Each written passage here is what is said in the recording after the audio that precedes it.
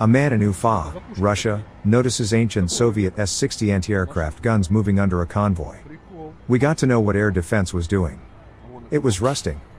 This is a game changer. Смотрите, какой интересный груз. Ребятки тащат. Пушки. Это что это за пушки такие? С какого века?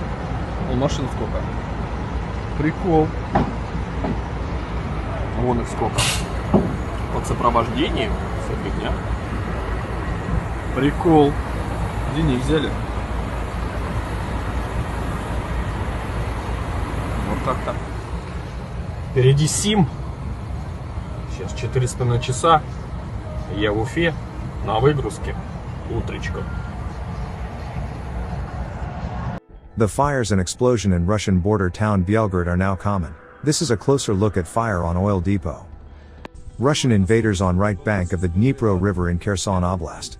They are complaining that they are under constant attack with military equipment, drones and modern weapons. They are left with one APC, while Ukraine is attacking with artillery and drones. Давят нас на данный момент техникой, дронами. Video from a Lelika 100 UAV showing a Ukrainian 155mm Excalibur precision-guided artillery strike on a Russian position in a Kherson Oblast causing a large explosion.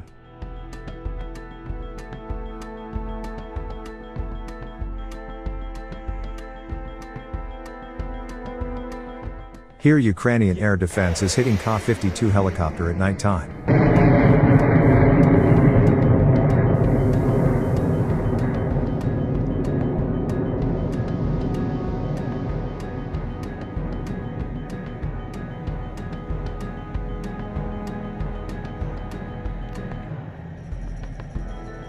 Yes! Thanks for watching, and don't forget to subscribe.